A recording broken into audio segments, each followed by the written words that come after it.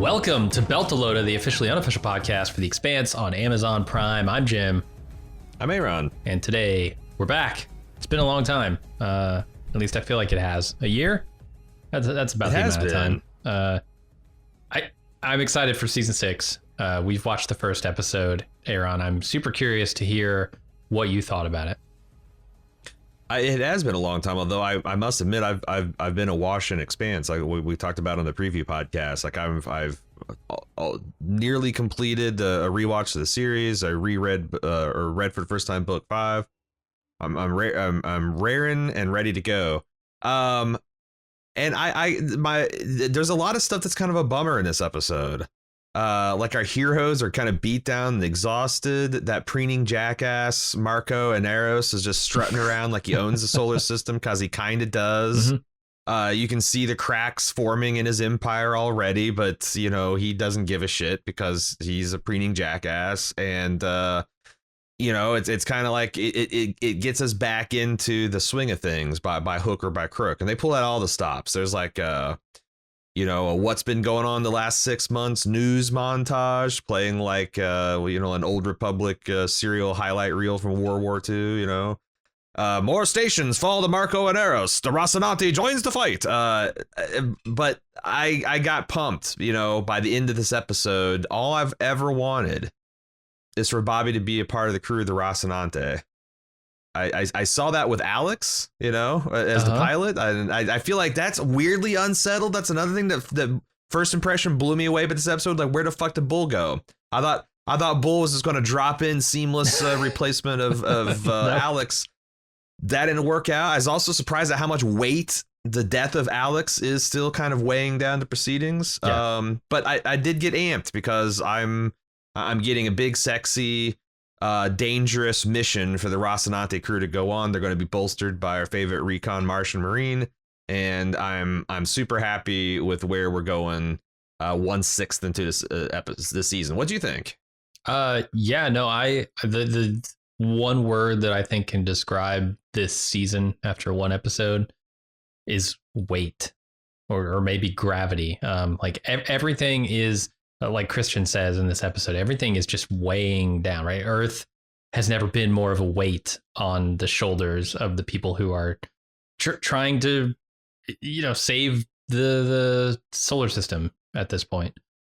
And you feel it. You feel it not just in Christian's performance, which is good, but maybe we need to talk about it. And then also you feel it in the crew of the Rossi. I mean, everybody's still trying to process Alex's death. You feel like Alex died, and then they immediately had to go and start this not mercenary mission that they're on, right? Out there just shooting down free Navy ships, shooting down the bad guys, protecting Earth.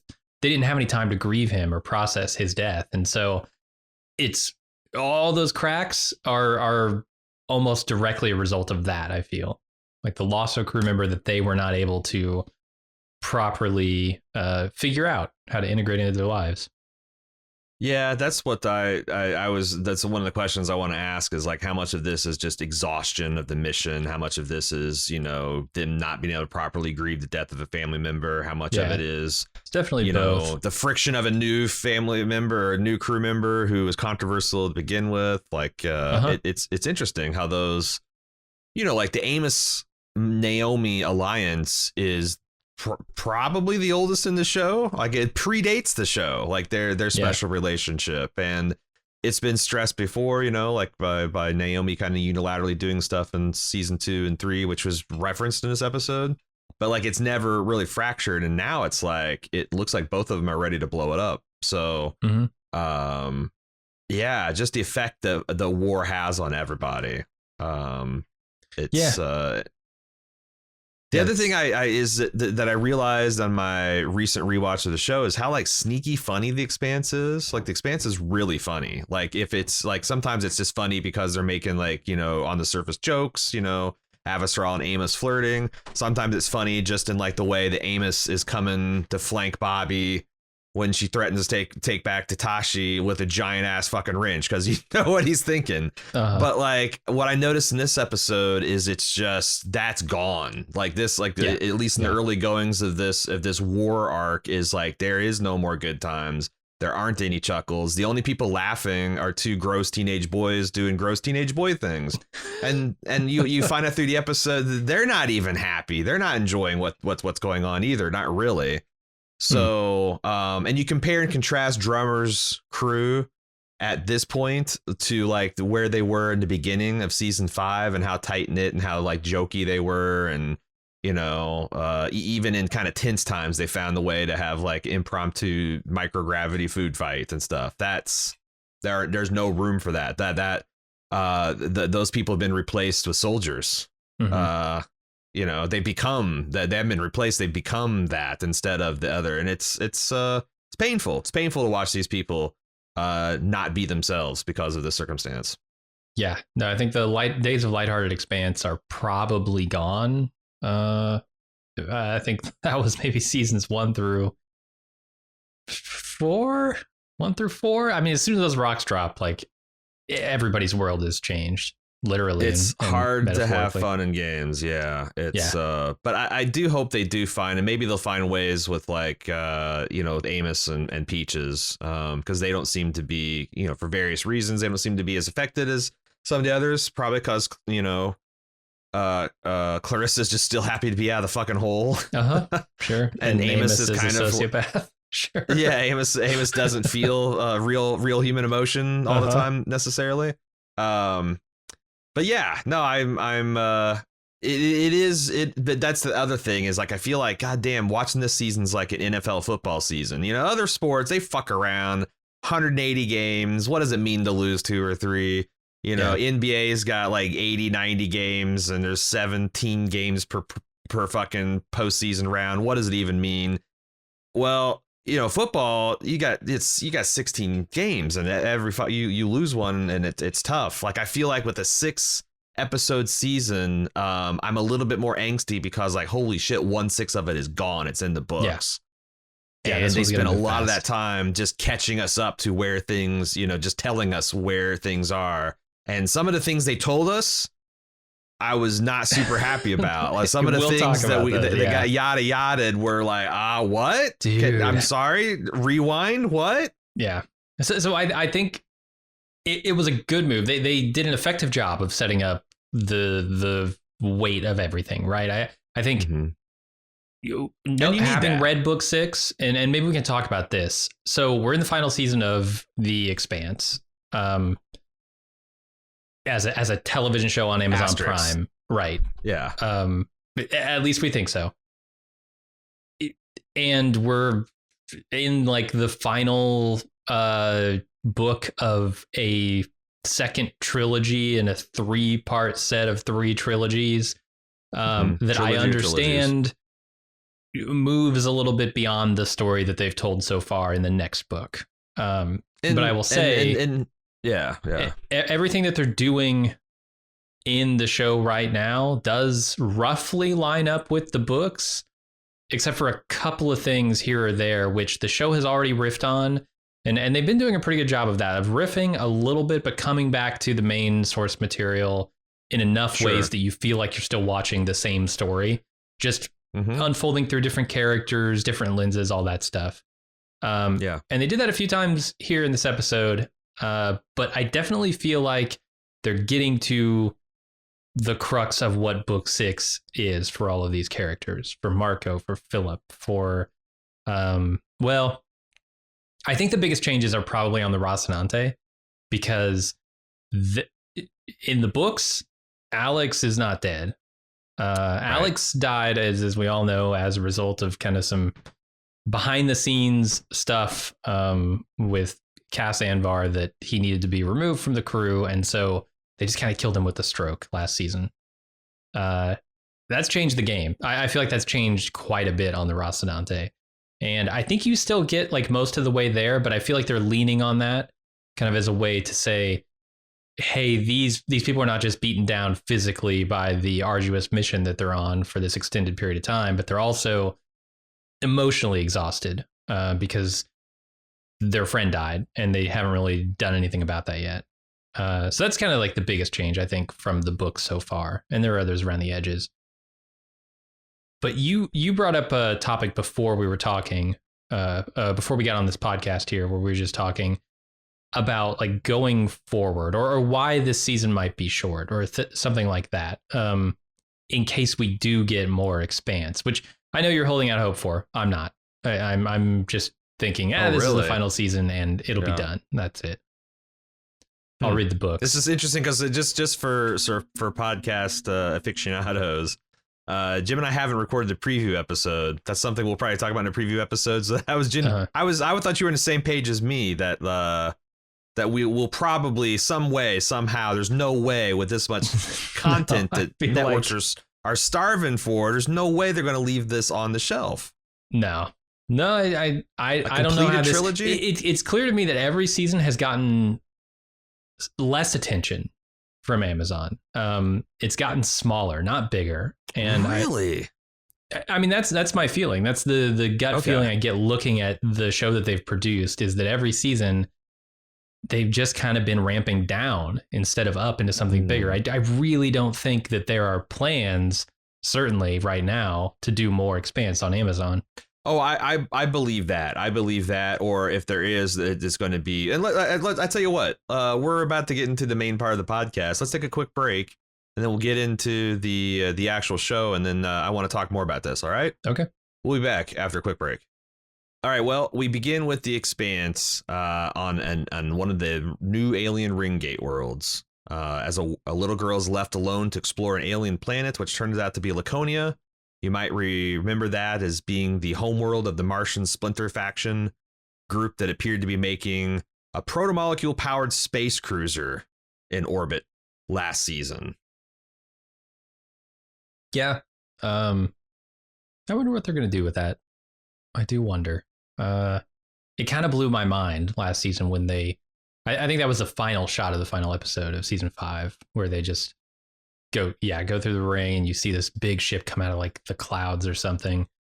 You're like, oh my God. So that's not something that's even in book 6. No. Okay. I wondered if like this. Okay. This I definitely want to talk about this expansion of the scope of the Expanse, the expansion of the Expanse. But first, why are they letting this? I get it. This is a militaristic Martian empire. Like Mars is already militarized. This is like the group that split off and decided to name themselves after Spartans and say the other Martians are pussies. Mm-hmm. But still, why do you let like a 9-year-old girl run around an alien planet where like not all of the species has even been like cataloged apparently? There's megafauna walking around. You don't know. Like the whole time I'm like, oh my God, I've seen Half-Life. Those vines are just going to grab that girl and suck her up. Yeah. Or like, holy shit, those bird things are going to be venomous. That fucking purple frog, that's just a head. You're going to see it's as big as a house, and it's got a mouth that's like it'd swallow a blue whale.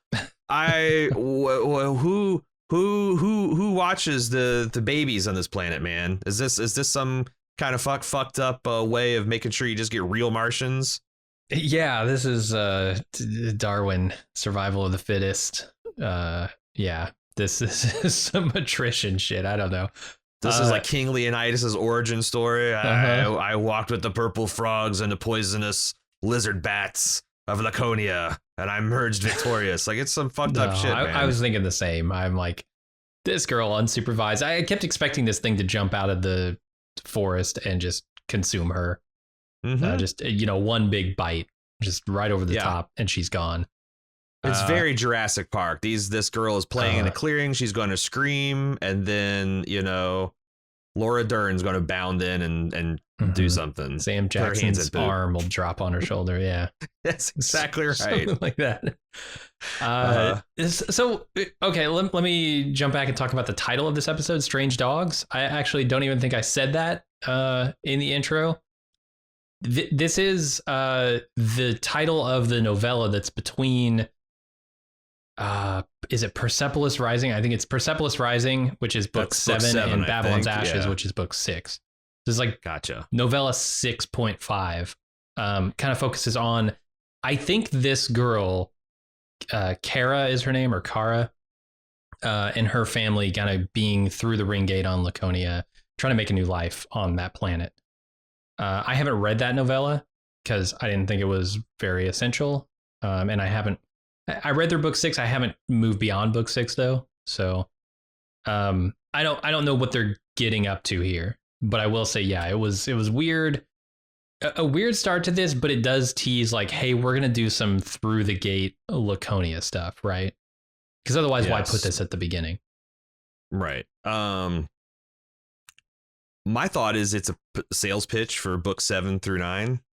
Because here's what I'm, and this is spoiler free because I've not read beyond book 6, and I haven't read any short stories beyond that either. And I've been very careful to stay spoiler free. But I have seen some people discuss in a spoiler-free context, like a meta of like, why is things coming to an end here at book 6?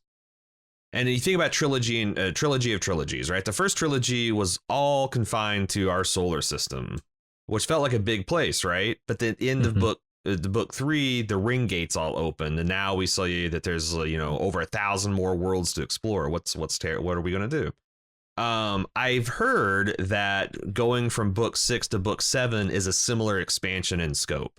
And I don't know what that means because does that mean like multiverse, or does that mean like some kind of harnessing or mastery of the protomolecule, which will and with the exotic alien life that we see in display of here, that you're essentially bootstrapping a Star Wars trilogy, and like that.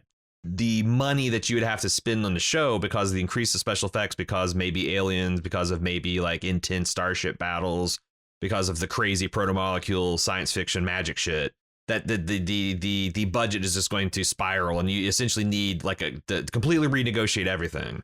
And if this is like the gateway between book 6 and book 7, if this is like a portent of things to come, that makes a lot of fucking sense, because this looks like a much more expensive show than what we're getting right now, which has essentially submarine sets and some splashy FX shots for sure, but it's not in every fucking scene. You don't have like a purple dinosaur. And those splashy effect shots are drones and hard edge ships, and like knowing even the tiniest bit about 3D, I know it takes longer to create organic creatures, things like that. 100%. Basically anything you can make out of primitives is probably not going to take you much time. And animating it, all that. Right. So the ships are not a problem, but then you get to creatures and stuff that would be hard. So like, as somebody who doesn't think they're going to do more of the Expanse, there's no way they get to that stuff. There's absolutely no way they expand the scope of the Expanse in season 6 with only 6 episodes and now 5 episodes to go. They just can't. They can't. Knowing the story of book 6 and the things that they have to deal with, the things that are already on their plate, you can't load up anymore. You can't. So that's what I'm saying. I expect this plus like some kind of post-credit scene, because we already know the final episode is like a monster. It's like 65, 70 minutes long. Okay. I think that there's going to be a big pitch. They're going to leave Expanse fans desperate for more, and then the new Screaming Firehawks campaign is essentially, hey, shouldn't we get out there being loud and proud about like HBO picking this up for a miniseries option, or Warner Brothers picking this up for a 3-picture deal. Or like it's going to be something like that, because I think they just need. It's my theory that this is all about, getting a budget big enough to tell this big fucking pan-galactic story that they're trying to tell, and it just isn't enough on the budget to got them this far. Because that's the only thing that makes sense to me. Why else would you tease this shit that's going to be beyond this season, or as you say, not relevant? The only nightmare scenario I can think of is they're bringing just enough of like book 7 through 9 to make it not worth telling. That's one of the reasons I didn't personally like, what was it Serenity? What was the Firefly movie?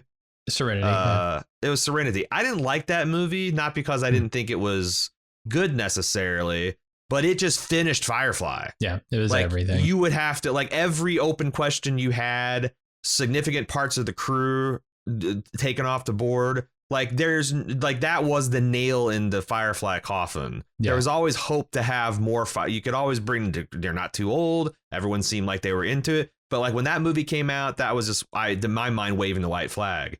And I guess the only thing they could do to kind of piss me off this season is if they bring in enough of like 7 and 8 and 9 to just like essentially just put a cap on those storylines without exploring them, because I don't want that. I like having 3 more books of The Expanse to enjoy as a standalone thing and maybe one day to be adapted. I would much rather have that than a half-assed dash through them. And I don't know, but there's no way with 6 episodes they're going to do that, I don't think. Yeah, I wouldn't think you could. That scene at the beginning is super worrying. The scene we're still talking about with Kara, because I just think this series is going to be somewhat radioactive after the end of it. I mean, Sci-Fi dropped it. Amazon's going to drop it. Who picks up this potato and says, yeah, we can do something with that? Like, well, the thing is like, but that's the thing. Like, Sci-Fi dropped it, but for, I guess, reasons that made sense. It wasn't making money. Exactly. I don't know that Amazon's dropping it though, or. I mean, they're not letting them do the rest of the story. There's no way they get through the rest of the story here. Yeah, I mean, Amazon and if they wanted twice the budget, dropping it. Like, surely they would go and say, "Hey, we need twice the budget," and then Amazon would be like, "Sure, yeah, or no." So those conversations have had to happen. But then I guess if you don't want to make more, why the intro? Yes. Why? Because to me, that is only that, and that's only a trailer for more Expanse. Kind of like if all we got at the end of, I think that if the Expanse stopped in season 3, it would still be, work, because it's kind of self-contained. Like, yes, there's clearly more Expanse, like, oh my god, there's Ringgate stuff, but like all of the Mars, Earth, war, protomolecule plot, all that stuff was neatly tied up and ended. Which I appreciated. But you still had like, naked Holden screaming in space beholding the the Ringgate system. I wonder if this is that version of like naked Holden screaming in space. Like, if it ends in the 6th season and that's all we get, then there's still a hint that like, hey, it could be Ty and Dan like, fuck, let's just advertise the next books. Like, there's more Expanse, you just have to read our books, fuckers. Sure. And in the meantime, the more that's successful, I just like, here's my bedrock thing. We have so many places that are desperate for content. They're adapting crazy shit, stuff that's always been considered unfilmable. Foundation, Wheel of Time, The Silmarillion, shit like that. Like, they are really priming all the fantasy science fiction pumps for more content.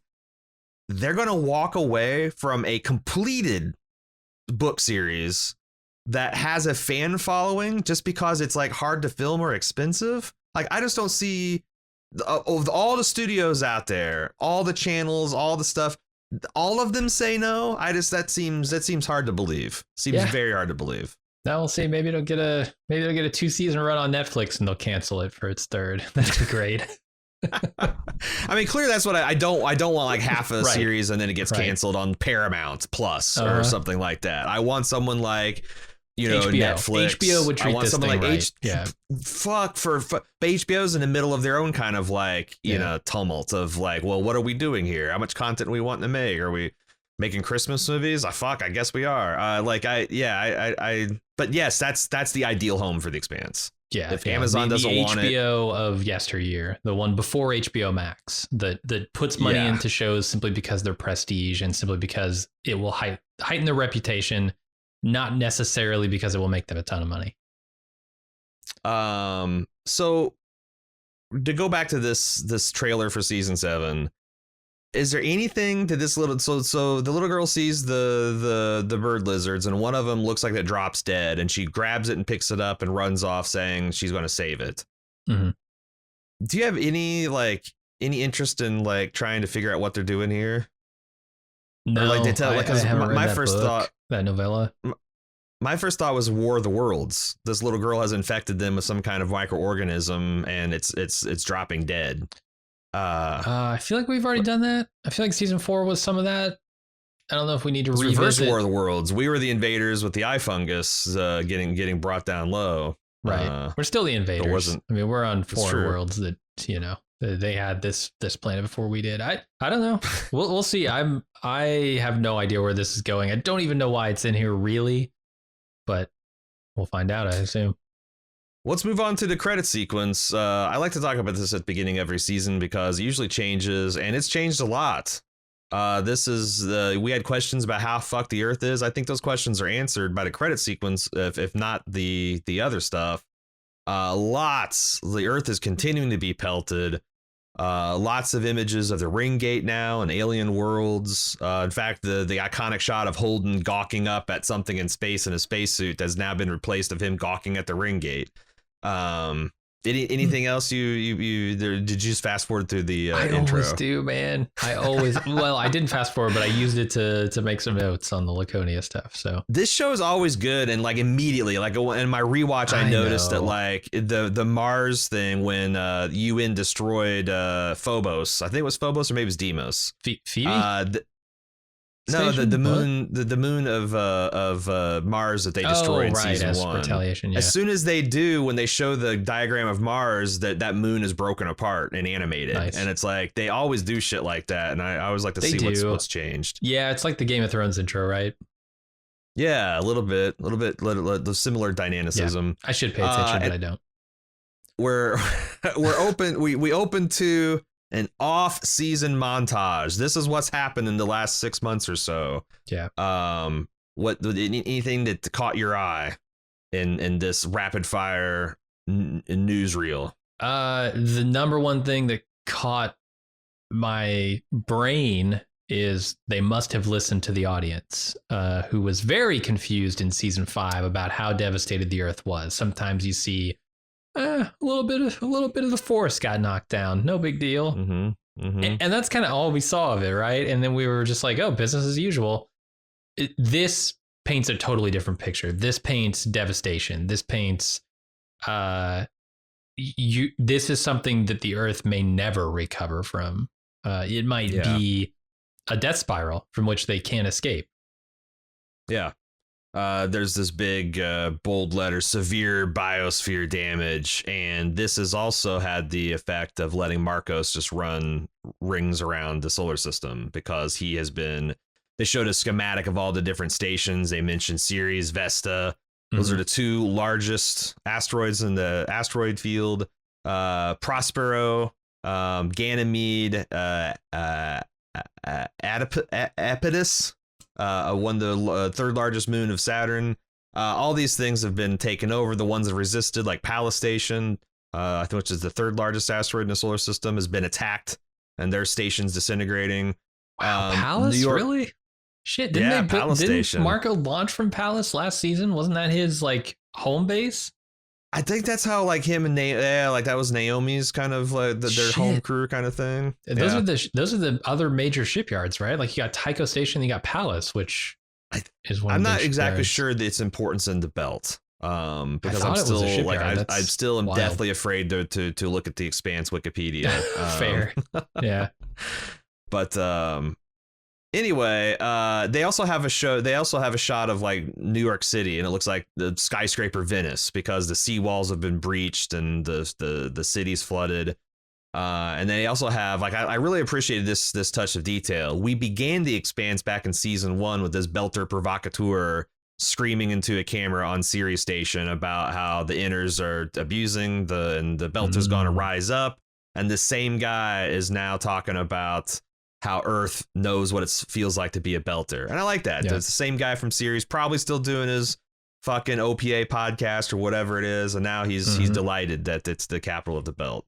I think Golden Bough has a podcast. Yeah. I think they all do. Like every one of these. Black Sun, they should. Yeah. I want to hear the Klaus Ashford one, because he seemed to like having ears and microphones. Belter loaders, eyes and ears. It's how we begin every one of our podcasts. He's doing pirate radio. He is. We also have a really cool shot after that we have the blackness of space. asteroids hurtling towards Earth, but they're they're met with purple clouds and railgun shots that shatter them on impact. And then Avasarala surveys the damage done to Mother Earth and gets status reports. Yeah, we've got that nuclear-esque winter that I talked about somewhere else in another podcast. I can't even remember. But yeah, things are looking real bad on Earth, and they're pinned down too. I think that's like the biggest thing to take away from this. Well, the second biggest probably is that they can't really do anything with their fleets. They can't go after Marco because they're using their fleet to defend from hundreds of rocks that have dropped on them over the last 6 months. 200 strikes in 6 months. Yeah. So it's a constant, and we'll find out more about how Marco is being even more strategic about keeping the inners, but like Mars and Earth have completely redeployed their fleets to defend their planets. You know, they're vulnerable at the bottom of these gravity wells. Also, it's like there's another sad story is Mars is remilitarizing, building a Donager class warship. Earth is building 3 battle cruisers. You think about the resources they probably need at a time like this, and unfortunately they're having to be diverted into, it's hard to argue, like you can't just let rocks keep hitting you. And it's like it's just a real depressing scene because she says there's also micrometeor contamination, like even the rocks that miss us and burn up in our atmosphere are poisoning us. And the scrubbers, the CO2 sucks. scrubbers that they're using to kind of get that out of the air aren't really working. Well, I thought that was more of like they got CO2 scrubbers to deal with global warming, but they've reversed them. Like they're now re-scrubbing the air with CO2 to hopefully warm it up to get over it. But that's having, some unexpected effect.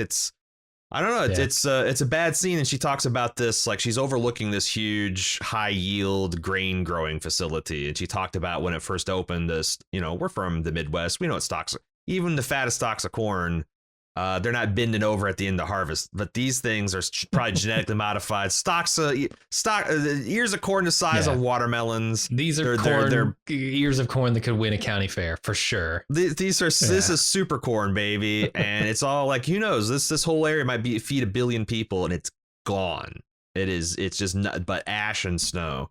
Yeah. And it just like they have a lot of shots where they just like show the emotional state. Like Avasarala is just consumed with largely impotent rage and grief, And it's what I love about Avasarala's character is that she's such a great avatar for like Earth itself, because she feels the losses like professionally in terms of like, she thinks of herself as Earth. She's being attacked, but she also has very personal losses. Like, the fucking fraudulent Arjun.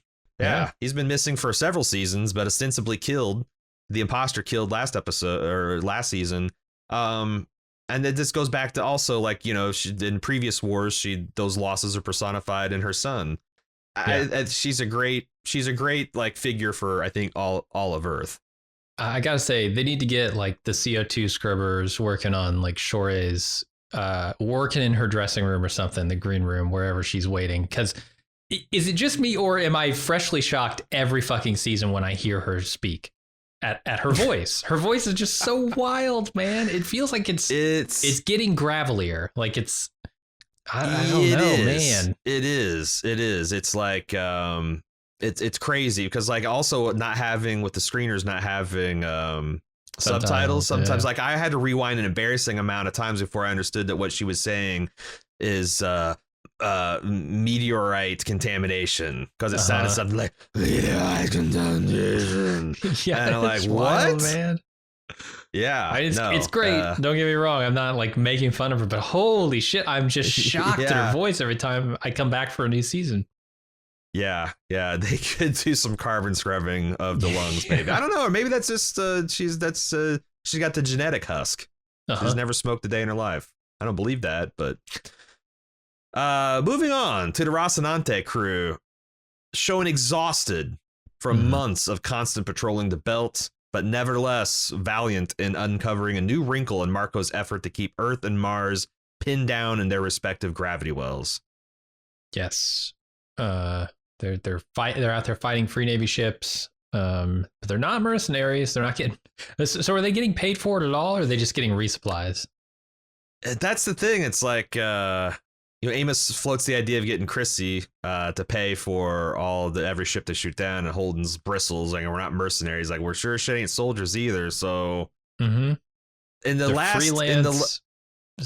last book, they were wealthy. Heroes of Illis. They were directly employed by the UN. They wanted for nothing. I wonder if they don't spell it out, but I wonder if they're actually waging this private war out of their own pocketbooks. Could be. Yeah. I don't think that'll be a problem. I think this is just a fun thing for Amos to say. Yeah. I don't know if we are ready to talk about this part, but when he goes out to repair the hull, I loved some of the effects work they were doing. It's like playing Mario Galaxy, right? Yeah, with these what I assume are like duranium hull plates. That's what I thought too. Yeah, he's going to slap on the patch. They probably weigh a lot. And he's just like dragging them around with one hand in 0G. It's a really cool effect. Yeah, I love the fixed frame of him, and he's just kind of like, it reminded me of playing Mario Galaxy. That like the Earth is spinning, or the Rocinante is spinning underneath him, and then like just this cool stuff like. As he gets and starts walking back towards the trench or wherever he's going, the where the railgun's mounted, the drone pop, the little door that has a drone opens and pops out, and it is neat. There's a lot of cool spaceborne, like just a taste of a battle, not much, but just a little bit of, I love seeing the PDCs shoot. I love seeing the Martian torpedoes cook off. I did feel like they started this with a bang. Yep. And next scene. Literally. And this scene, literally. I mean, they shoot this thing down. I felt like we were out of the gates moving pretty fast, and it didn't really slow down this entire episode. No. They have they're having to explain and say a lot, but they're doing it in some big sexy ways. Yeah. They also like, so what draws their attention is that they wondered, because these little skiffs far too small to be able to push a rock to do something with, and they see a drive cone directly affixed to the asteroid. Self-propelled asteroid rockets, a new wrinkle in Marco's war. I thought that was kind of cool too. Why don't they have stealth tech on these? Are they just not getting the funding they need and the gear that they need to stealth these rocks? So I think this, and that's one of the things I like about the Expanse, is they allow you to surmise this stuff. The only reason that the OPA had Martian stealth tech last season is because Mars was playing fast and loose and did, depopulation and trying to like stay afloat. They just had a flood of military shit on the market and is going to the highest bidder. Once the rocks started dropping on Earth, I bet Mars got real tight with that shit again. And now you're seeing they mentioned that there hadn't been a stealth rock for months. So I think they just ran out of that material, and they can't manufacture their own. And you don't have was it Duarte? Was that the guy's name who was on the inside? Feeding them information about where to get it, right? Or how to, when the shipments are coming, where they'll be, all that stuff. So it seemed like that alliance ended the moment that they took the ring gate. Like there is no longer any direct, like, I think that Marco's got every Martian ship he's ever going to have now. He's got every tech. It's like, it's going to be a war of attrition now, which he's not even feeling, because the inners are pinned down in the inner planets. I'm curious to see if that's the case, or so is he gonna have another army at his back? Is he gonna have the proto-molecule based army at his back? That's a good question. And fight I've got some speculation on what Laconia is doing. That might indeed be their plan. Like, they'll have a beachhead that they can hold from all attackers, and they can come back and reclaim the solar system if they want with advanced proto-molecule tech. I've got theories about what they're heading towards there, but gotcha. I don't think they'll get to it in this season. Doesn't feel like it. Yeah.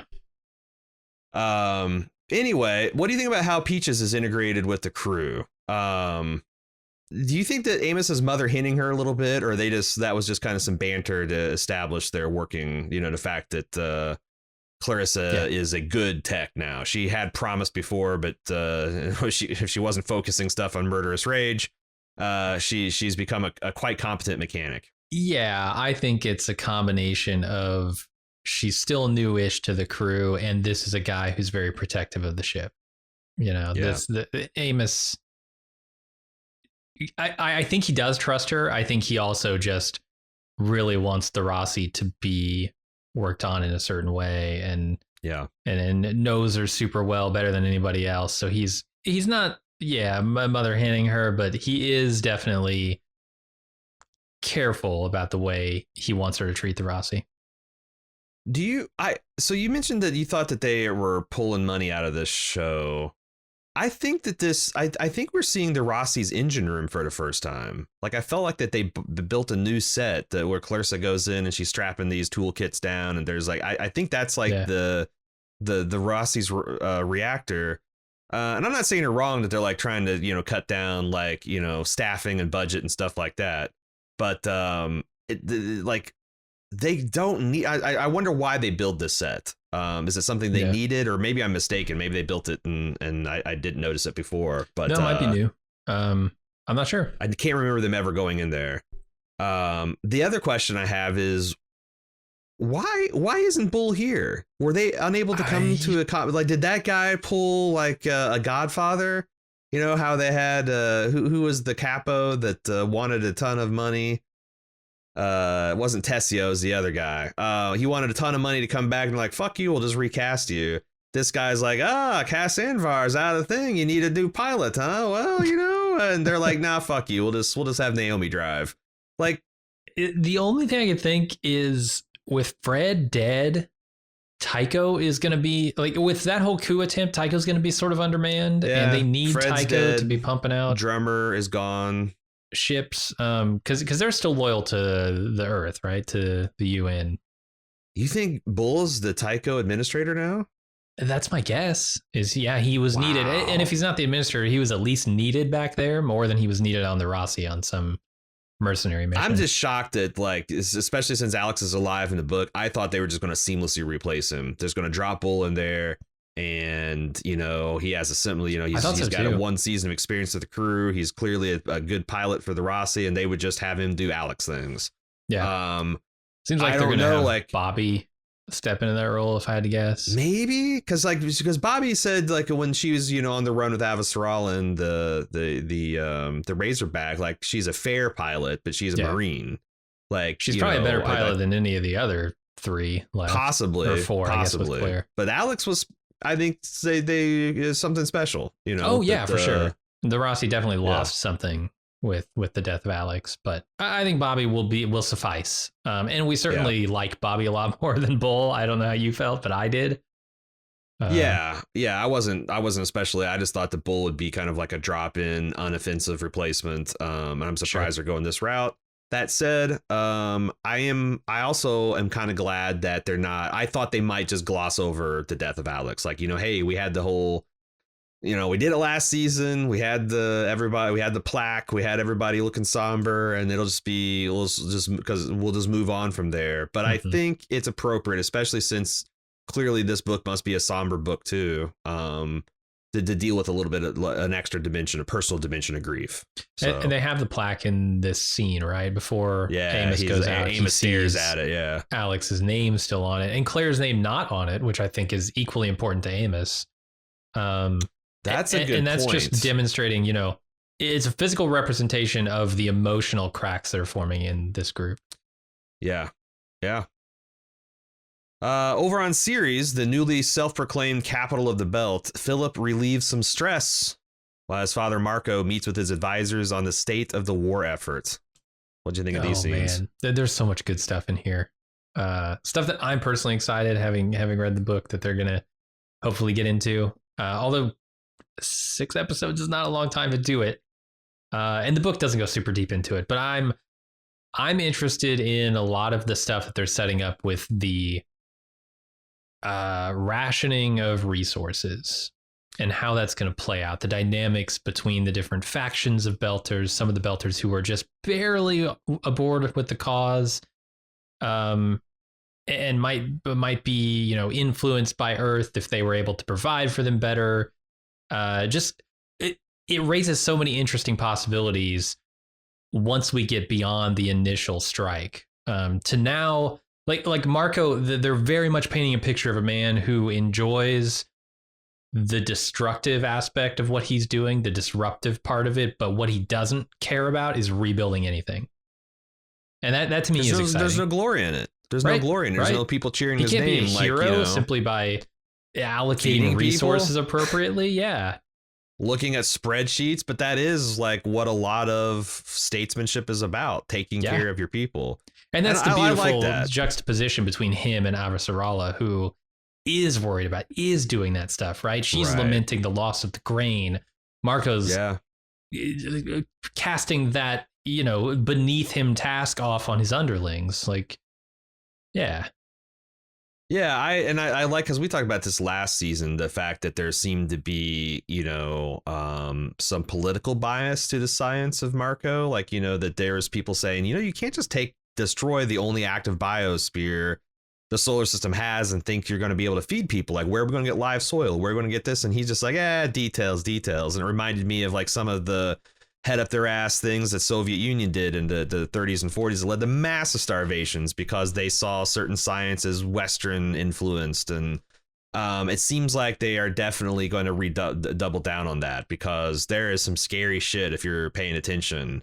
You know, like Marcos, the series administrator, the governor of the capital, is saying it's not a matter of when or if, it's a matter of when people here in the capital city are going to start starving. Yeah. It's Nico. Nico. Okay. So who is the statuesque blonde lieutenant of Marco and Eros? Because I've never, and I didn't catch her name. Do you know who that is? I don't know that they ever say, they do say her name. They say her name one time in this. It's Rosenfeld Guliang, which is a character in the 6th book. But she made a huge impression. Okay. She made a huge impression. Like, I was like, this is not a great impression, because she seems to be like, if you want Marcos to have a second, you kind of want them to fill in the gaps that the leader has. And it seems like she's got all the same kind of crazy emphasis on action, inattention to details. You know, that they do. And this is great stuff, because they also show, like, this is classic, you know, despot shit, you know, like the preening, the giving these speeches, like, as soon as he hears his name mentioned, he's got to stand up on a crate and grandstand, and just having no interest at all in the day-to-day details of running the empire. It's infuriating, to tell you the truth. You know what else is infuriating? What's that? Let's talk about maybe the worst thing that the show The Expanse has ever done. And it's, I know what you're gonna say. The mistreatment of Anderson Dawes, because Anderson Dawes is alive in book 6. And in fact, I think Anderson Dawes, you know, survives the whole series. I don't know. I don't know if he's old enough when the time jump happens that he's dead later on, but he doesn't, Marco doesn't kill him in the books. And if he was going to kill him on the show, he certainly shouldn't have killed him off screen. I think Anderson Dawes has been misused and mistreated since season 3, when he disappeared, and season has just 3 become is where, like, the boogeyman appearing in video footage once every other season. And I'm fairly certain, now that I've seen this again in rapid, like a recent binge, that those scenes of, you know, Fred Johnson talking to him on his phone were just old scenes from him and as season 1 and 2 that they desaturated and made it look like a cell phone, you know? Sure. Redub it. Yeah. Yeah. They have not got fresh Dawes since season 2. I'm so angry about this, because Jared Harris is such a good actor, and all you need to make this work in season 6 is one scene.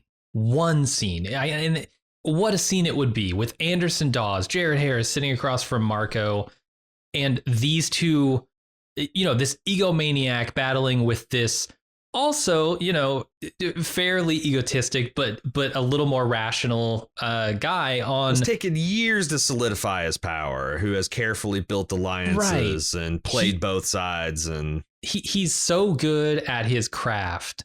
And then you've got a guy who has become the hero of the belt just through sheer bravado and taking chances and not giving a shit about any of that other stuff. To have them sit down, have them disagree, have Marco put a bullet in his head. That's all you need. One scene, 3 hours of Jared Harris's time. Fuck, he can do it from home on a green screen. Get him in there. I don't know who to be mad at, because Jerry Harry has had quite the career since season 1 and 2 of The Expanse. He headlined The Terror. He headlined HBO's Chernobyl. He's headlined a little show, the Foundation, that we just got done covering. I'm pretty sure he's the reason that he hasn't been on more Expanse. This is why I also like, why the fuck can't you give him a Godfather offer? Because that that scene sounds amazing. Because number one, it's ironically delicious because he is now being Fred Johnson. Fred Johnson was the state, just trying to do what's right. Trying to play the middle, trying to be a statesman. And Anderson Dawes always outflanked him on the rebel side, on the belter, from the belter side. Yeah. And now someone beltier than thou is going to outflank him and make him look radical. Come on, Pampaw, tell us again about how we got to feed the people and the spreadsheets and all that. And in light of this episode, had been a really great contrast to Philip, where when Philip gets frustrated about an unpleasant truth that he doesn't want to deal with, he kills it. He and his father does the same thing, where it would strengthen that connection, because they've done a lot of, I think they've done a better job, honestly, connecting thematically and emotionally Philip to his mother than they have to his father. Yeah. And that would have been a really great tie. Uh-huh. No, it would have been a fantastic scene, and that's all I would have needed. But I don't know, clearly they have somebody else running Sirius Station. Why would he be around? I don't know. There are a lot of questions, but it would have been a good scene. It's too bad we didn't. It's too bad we didn't get more Jared Harris, and I'm not sure who to be mad at. Oh, I feel like it is. That's one of the main reasons I say this show has not been doing as much, because I think you could have got him back. You just didn't want to pay to get Jared Harris in there. Yeah, and you just kind of waved it away. He maybe Jason. I just want to do one show a year. I like to torture my fan base. I don't like them to be too. I don't want them to be fed. I want them to be hungry. But yeah, the other thing about the scene is that we see that Marco is the most thing he's interested in, other than feeding, and certainly not feeding his people, is where is the people who have defied him? Where is Drummer? Where is Naomi? And James Holden, the Rocinante, and he ups both of their bounties by 20%, again, as his people are starving. Yeah. Speaking of Drummer, her faction / family is out amongst the battle wreckage of the belt in a pretty cool scene. They evade bounty hunters. Are we not going to talk about Philip's friend catching up with him and the alligator vest stuff? Yeah, sure. Was that all part of that scene? Oh, shit. Yes, that was part of the scene. Kind of. You're right. Okay. So Phil's got a punk ass friend. Yeah, he wears alligator. In the book, Philip gets the jacket. Is he gonna take it off the dead body of his friend? I don't know. Feels like that's, or I don't know. Maybe they're making a joke about how outlandish his character was in the book. Like he's got an alligator jacket or alligator skin vest or something. I don't know. No, it was wild to me. But yeah, I would think if this is real alligator skin, it's probably pretty valuable. Oh, yeah. Then they make a point but there might not be any more of this shit coming off of Earth ever. They're not making any more. Although I wouldn't bet against alligators. Alligators are 400 million year old killing machines. They've dodged an asteroid or two canonically. Let's not count them out just yet, young Belter. They might take over the Earth. Yeah, but this guy is introduced just as a way, just as a way to show how far gone Philip is since his mother left. Yeah. But anyway, we catch up with Drummer again. Her faction family is out floating in the belt, evading bounty hunters amongst the wreckage of the many battles that have been taking place. They're able to evade and take out the bounty hunter, however, at the cost of one of their own ships, largely as a result of the hesitation and ineptness of one of their family members. Oh, is that a result of that? I thought the plan was to use the DeWalt as a improvised explosive device. It looked like they had a makeshift railgun welded to the thing, and the idea was they were going, and she said it's a direct line of fire, so they're going to use the thrusters to track it and then shoot it. I mean, that was the I think the last resort, but clearly they weren't done. And maybe there's something wrong with the ship because they were in the process of evacuating it, but they didn't do a complete evacuation. So. Yeah, I think the plan was to shoot the ship to blow it up with like a railgun round instead of using a torpedo, which is way more valuable. That was my thought on it, because then they make a big deal about how we salvaged one missile from the DeWalt and now we have a grand total of 3 because they had to use at least one, maybe more. They definitely used the DeWalt to blow up. They released a magnetic containment, but I don't think that was the plan. Oh, okay, gotcha. I think that might have been the backup plan, or maybe there was something wrong with the DeWalt that they couldn't recover, but they didn't want to abandon all the shit that was on the DeWalt for sure. It's kind of a big deal because the DeWalt is Drummer's ship, right? Like that was sort of the flagship of her little family fleet. That seems like a big loss to them. I mean, yeah, like the fact that they only had 3 and now they have presumably 2, or maybe they're down to 1 now. I'm not quite clear on that, but yeah, it's a huge loss. And being in the middle of the war with 3 torpedoes. Yeah, and now they have to go try and find somewhere to resupply, which it seems like they're having trouble finding ports to dock in. You know, they're kind of in a weird no man's land where they're not loyal to Marco, and he controls most of the belt, but they're not pledging for the inners either. And so really no one will accept their docking request, which is a tough place to be when you have 3 torpedoes and your mission is to try to take supplies from other ships to feed the belters. I think was their mission. Or just resist Marco. I'm not sure exactly what they're doing, because they're just probably, you know, and then this is where this newsreel comes into play, because they show a good job of how Marco has just really got so much of the belt that, like, maybe not all of them swear allegiance to him, but the idea you could get in and out of a place without some spy hearing you is getting tougher and tougher. Was it the Golden Bow that weren't pledging allegiance to Marco? I have no idea, and there's something in the walk and talk after with 6 months. Yeah, with there again, Rosenfeld. Yes. I wish I had subtitles, because she said a couple of factions, but the important thing was they weren't Drummer and they weren't the Rocinante. So right. All right, we're back with Holden jumping down to the rock to take a look-see, exploring the engine installation on the asteroid that they're investigating. You're never going to guess this, Jim, but something goes wrong. Oh, yeah? Yeah, Holden pushes a button and something goes wrong. Does he push a button? Is that what happened? I felt like this was just like in. Bad it's a kissing cousin. It's a kissing cousin of button pushing. He's plugging in terminals into other terminals. Well, you know, this felt like a failsafe in case of tampering. You know. Yeah, that's exactly. Like, yeah. It was just he opened it up, and so it went into activation mode. This is, I guess, terrifying for Naomi, because they've already lost Alex.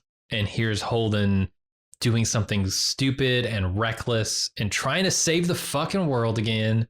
So Holden, and putting himself in harm's way to do it. And man, why she's sitting in Alex's chair. So like she's sitting right, in, and like it she just can feel the told ghost him, like, of him. first time I flew the Rossi, it felt like, it's wild, man. Holden, I get it. He's altruistic, right? He wants to save everyone, but boy, the hell he puts his loved ones through in the meantime in service of that goal is brutal. Yep. That's what it's that they deal with that a lot in for all mankind, you know, like the cost. It's easy being the charging military hero going into harm's way. But boy, you think about all your loved ones that are, like, you know, dying, living and dying based on reports of what you're doing out there. Yeah. I thought it was really cool. I liked the whole like the little piece of part like bouncing against the hull as the magnetic. Apparently these fusion reactors are contained by a magnetic field. They call it bottle. Mm-hmm. And that thing cycling I thought that was a really cool effect. It felt real. Yeah. But I also kind of agree that I don't think Holden is being suicidal here. I think someone had to go check that thing out, and I don't know that he could have gotten away. I think he did the right thing. Why can't you just put around through that thing like they do? First of all, I guess they wanted information. They weren't just looking to destroy it. I guess that's true. He didn't want to destroy it because maybe yeah. I guess that's a good way to look at it. Because they didn't really know what they were up to, right? They just knew the implication. He couldn't get the cover, but that's not, he didn't have like a binary getting the cover or, securely unplugging the USB drive. There was a range of actions he could have taken between there that would have maybe destroyed the intelligence capabilities of it, but preserved him alive. But I was trying to think of like how much of this is the exhaustion? How much of this is the tension in the crew? How much of this is Holden risking his life yet again? How much of it is the fact of that he's risking his life in the context of Alex risking his life already for dying for Naomi? For Naomi, I mean that's it. That's the thing. And it's probably all of it, right? Yeah, it is. It's all of it. And they've done a great job telling this story so far. Yeah. And her just like, just come back inside. Like, it's like the crew is just really fractured. This next scene is indicative of this because Amos is going to use this opportunity, kind of a quiet downtime, to hash some things out with Naomi, especially in relation to their newest crewmate, Clarissa Mao, a.k.a. Melba, a.k.a. Peaches. First of all, I just read book 5 and it kind of bothered me. It felt like Peaches was an affectation of Amos's. And it's one thing when he does that to like Murtry to piss him off, calls him Murphy and Murdy and Morty and stuff like that. But like the Peach, I don't know what I find it distracting. Amos calling Clarissa Peaches. Am I alone on this island or? When he first did it, it was distracting, but yeah, now I've gotten used to it. I call her Peaches in my notes at this point. So yeah, me too. It's just weird. But no one else is bothered by it. So whatever. And she has like 15 names. Let's just just pick one and go with it. And apparently Peaches is it. Peaches ones. It's shorter than Clarissa, so there's that going for it. I don't think Holden's ever going to call her Peaches. That would be the surprising thing. I'm kind of curious to see how Holden relates to her because there wasn't any direct interaction, and it seems like Naomi is. Let's get into this. Naomi's pissed that he forces her unilaterally onto the crew, and Amos. Again, I just watched the series. This was a big thing in season 2 or 3. Naomi did a little thing called giving the protomolecule of Fred Johnson behind everyone's backs, and almost broke up the crew once. Like they were all united against Naomi. They took her back in. I think Naomi doesn't have a leg to stand on. Sure. And I think she knows that. Does she? Yeah. And if she were clear-headed and thinking about the rest of her crew the way she's thinking about Alex, she probably would have realized that instead of getting up in Amos's face. But I don't know, this 1-2 punch of like sitting in Alex's chair, 1-2-3 punch. It's a full combination, man. Sitting in Alex's chair, having Holden go off and do this stupid thing to try and save the world again. And then Amos, doing this Peaches thing. These 3 things are just like digging at her in a state where she's already exhausted mentally and emotionally and physically. And so she just blows up at him. But I get it, right? I mean, she blames herself directly for the death of Alex. And I'm glad that they show that in the previously on package. Yeah. It adds a lot more context to this scene. Yeah. Yeah. It really gives you everything you need to know to understand the season getting into it. So yeah, they do a really good job on the makeup because this crew does look like they had just been through the fucking ringer. Like big circles under their eyes, drawn lines on their faces, like very little sleep, very little rest, relaxation, humor. Speaking of dour ships, we go over to Drummers, and her and her first officer are debating where they can find refuge and resupply in this unfriendly belt, and what they should do about their problematic crewmate.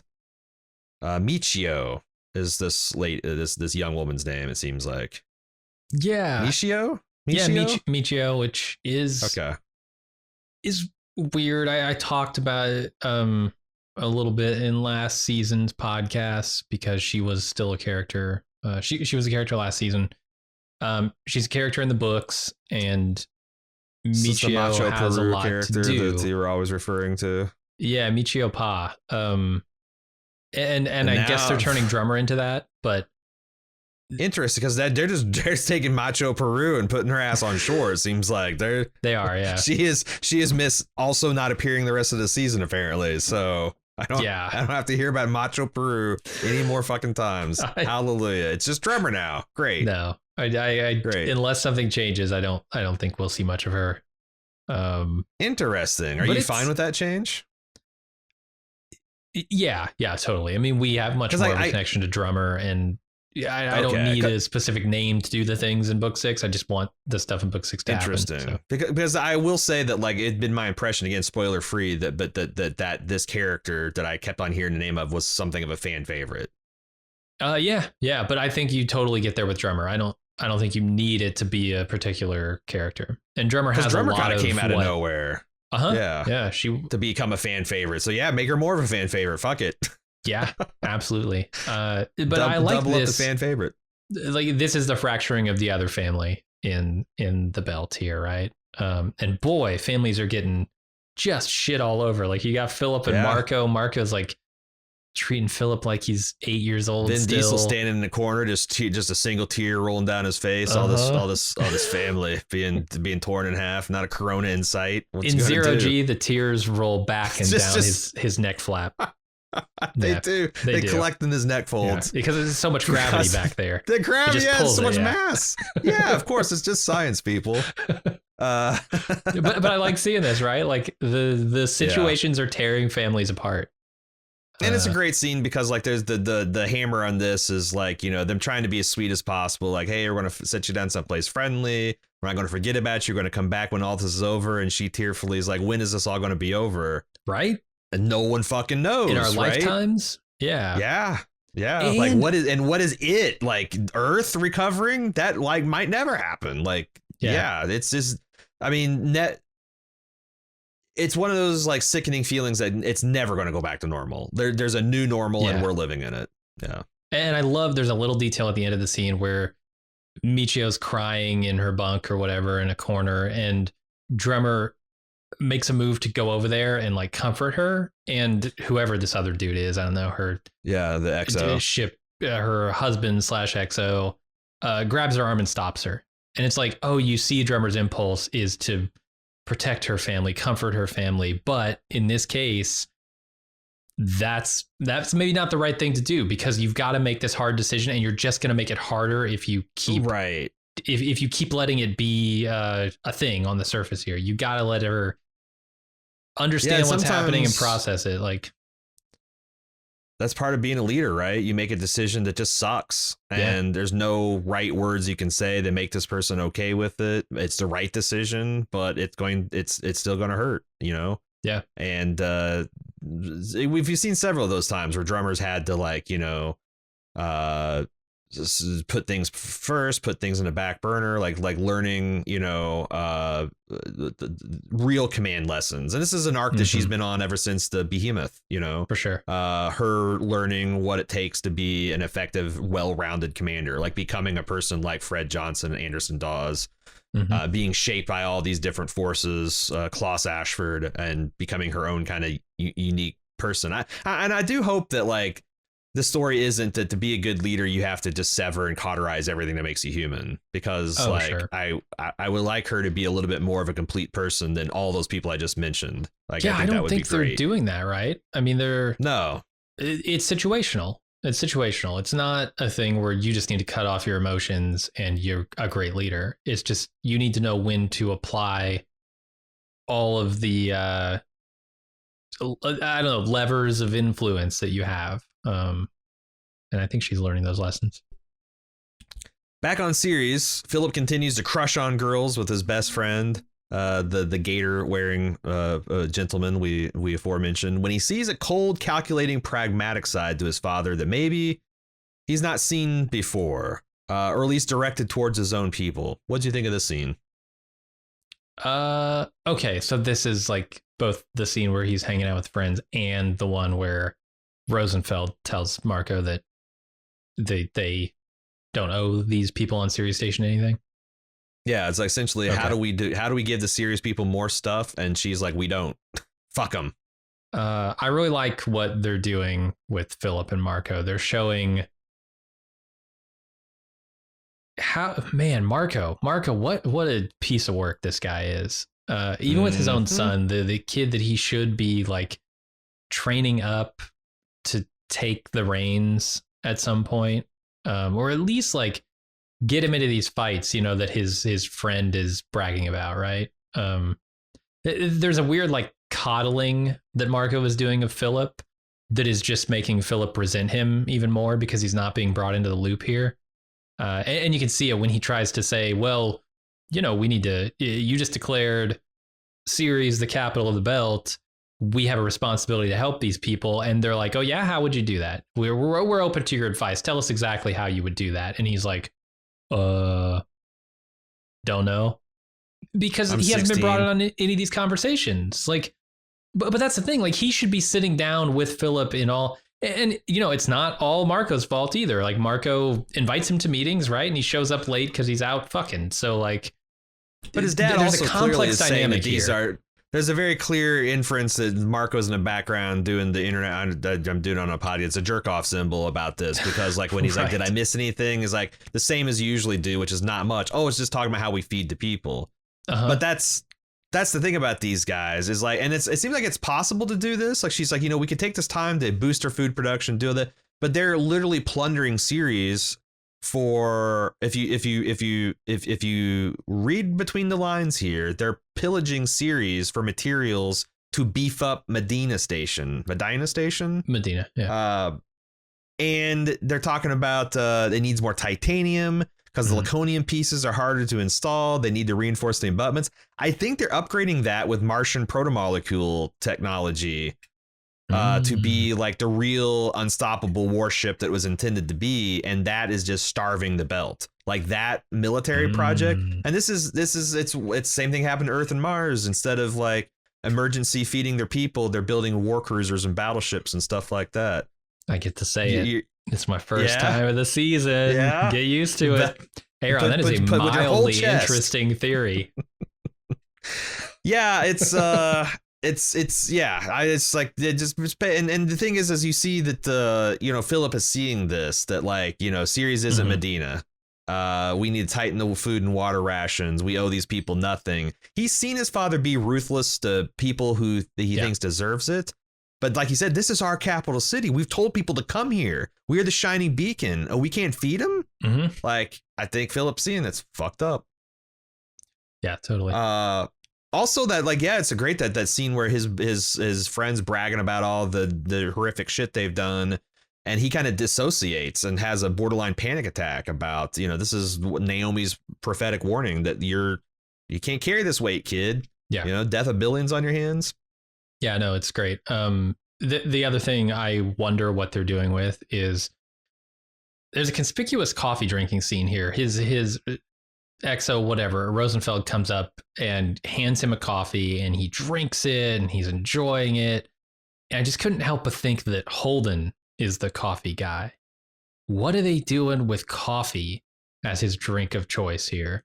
Is there anything? Is this a dead man's brew thing again? I mean, I'll always lean that way, yeah, but I don't know. It was just strange to me because I don't know why they lingered on in a season where they have 6 episodes where the time is precious. Why are you doing this coffee thing if not to harken back to Holden drinking his coffee? But this goes back to Naomi's saying that, like, you know, Holden is the man that Marco says he is.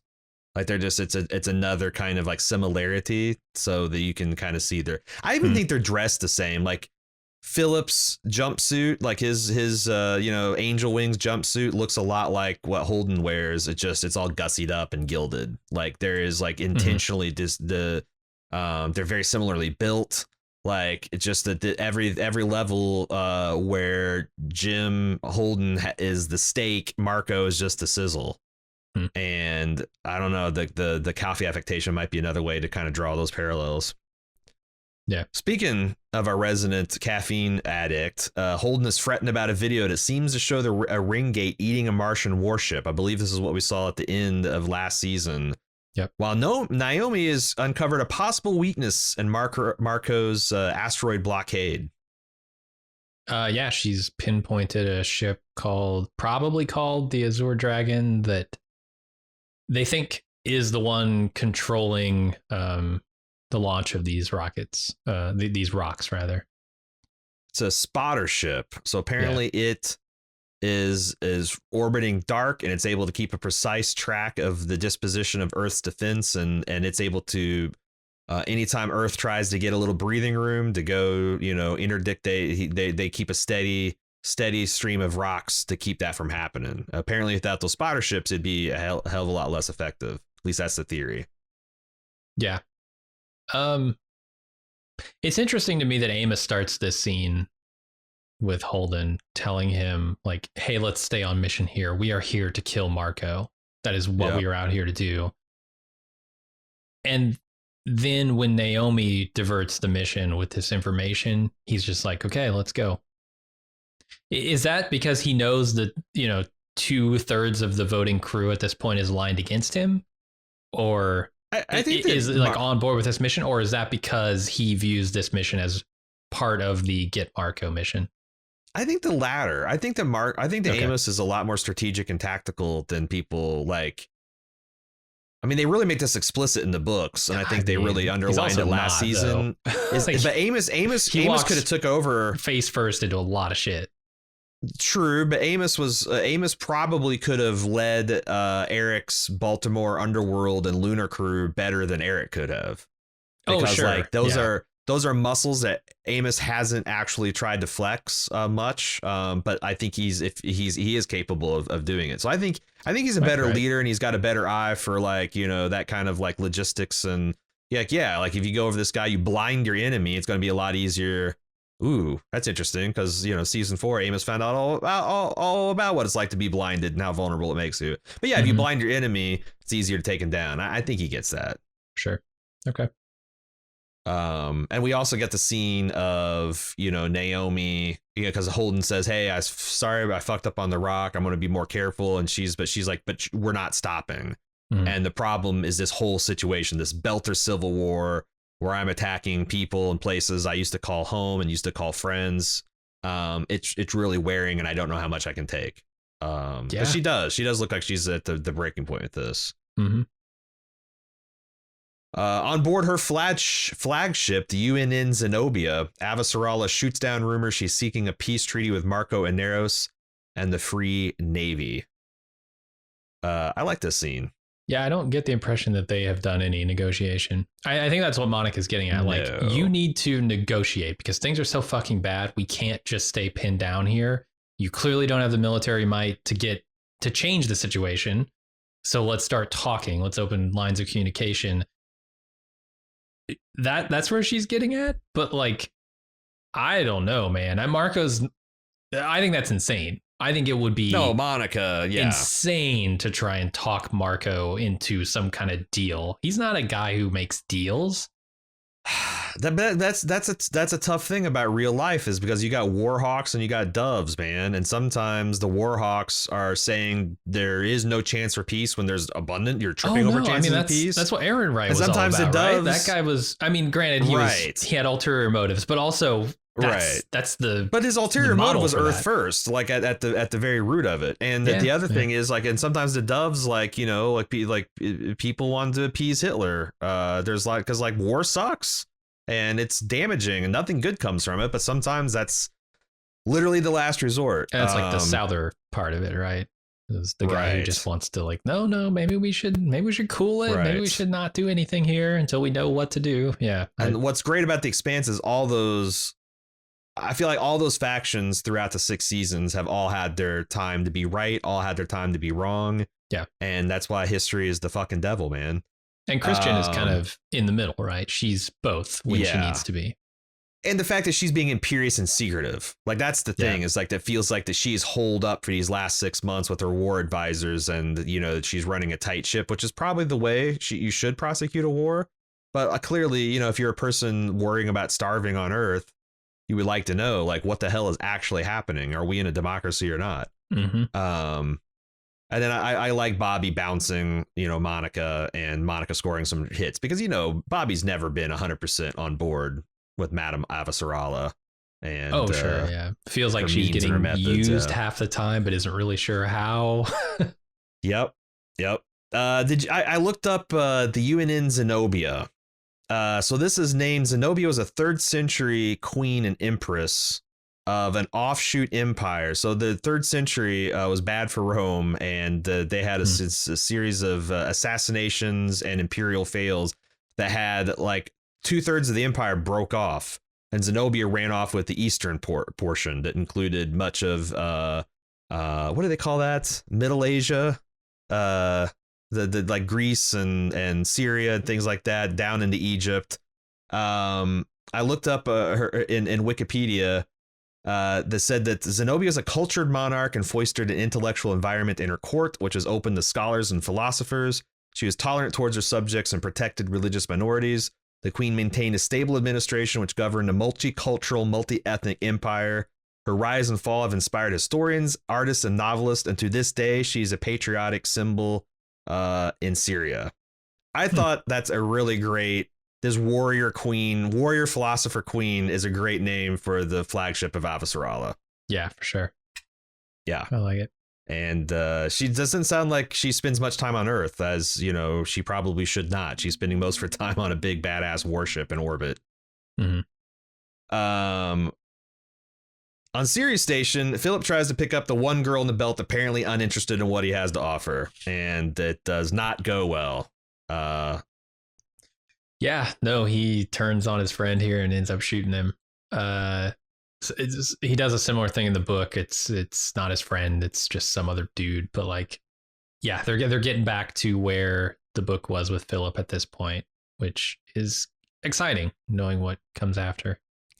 All the things that Naomi feared for her son are coming to pass. Like he just manifestly is unable to deal with the hero worship and the adoration he's getting for doing things that he knows in his gut are wrong. And also seeing how there's you talk about the sequence of events happening here. Then on top of that, seeing kind of what a hypocrite his father is. That like, oh, sure, we're going to do terrible things, but the terrible people to uplift our people.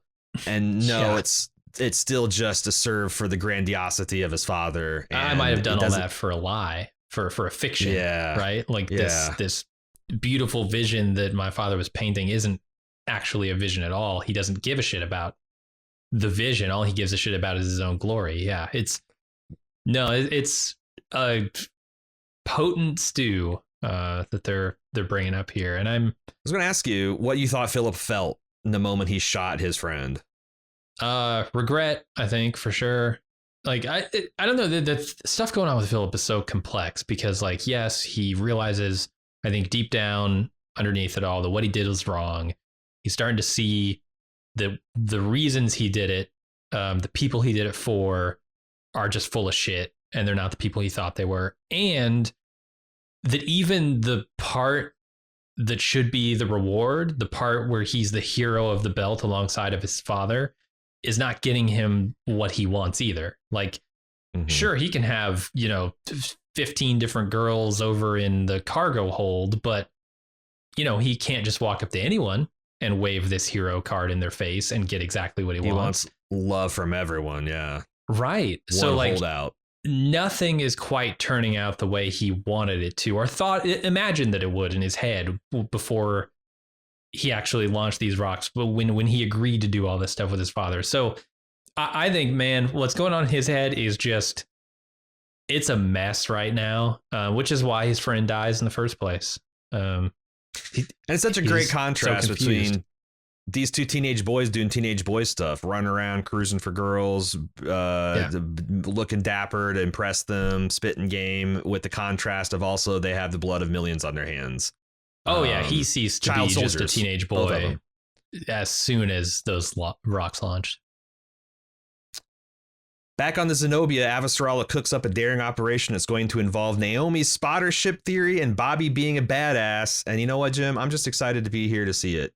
I have no idea exactly why Bobby's going to be the linchpin for this mission, but fuck it. She's going to be a structural support at some point between two ships. They're going to turn her suit into a missile that kills Marco. Something's going to be badass. It's going to be awesome. Yeah. Did this happen in the books? That's what I wanted to know. Does she formally fucking join the crew of the Rock? Really? Holy fuck. Not that I remember. Maybe I'm just totally blanked out the word Bobby in my head, but no. I thought Bobby's this was not nearly the part in the books that she is in the show. You're right. She's like she's a big part of 5, so I just assumed that they were priming her to be, a part of the crew in the book 6. I'm shocked to find out that's not true. Is she a big part of 5? It's been a while since I read like 5. all that stuff with her, like Alex visiting Mars and them hooking up and figuring out the where all the ships are going and them fleeing. I mean, they're even a bigger part because they've got like the Martian Prime Minister in the book along for the ride. But this is a great scene. It's also got Avasarala on the float. We first met her hating space, not ever leaving Earth if she can't help it, and now she's actually enjoying not having the planet pulling her down. Yeah, I love how poetic what she's saying here is. She's had all this responsibility. We met her day 1, and she's like trying to keep the children from destroying their toys, right? Since day 1. And now here she is in the worst possible situation, and everything is on her because all the children are dead. It's, you feel the weight of it. You feel the weight through everything they've done in this first episode. It's weighing on everyone, not just Christian, but she's the tip of the spear when it comes to fixing this problem. And it's got to be heavy. Yeah, 100%. And it's just a great, like, as she's saying, like, we need something better than good. We need a huge wind that's going to pull all of us together and give us the most important quantity in something like this, hope. And it's such a great backdrop to the crew, the Rocinante, like strapping in and getting into the crash couches and like unknowingly preparing. I am a little worried because this is Avasarala, like big splashy show. Like not small winds, not a string of pearls that you build to an elegant, but just like a swing for the fucking fences. Sometimes I suspect her political instincts. I don't think that they're good. She's a good leader. She's not a good politician. I will say this. I think if you're imagining that taking out the Azure Dragon is the only thing she has plans for, you're going to be surprised, I think. It's also interesting that like Zenobia was a queen of ruling over 1/3 of an empire. And if you take the Earth, the Mars, and the Belt, that's interesting because she doesn't remain the ruler. Obviously the Rome is able to get back. I wonder if there is like some hopefulness in this imagery that, she will the all the factions will be able to come back together into a truly human empire, which I guess it wouldn't even be an empire at that point. Yeah. It would just be a loose human confederation of like chill dudes doing things in the cosmos. It'd be Star Trek and joint cooperation. Yeah. It'd be the United Federation of Planet. No, we already got planets. Fuck it. Yeah, UFP. We have Star 2. Trek, baby. That's an S. Yeah, got 2 planets and planetoids. You've got now various planets, but they're all cut off. There's nothing.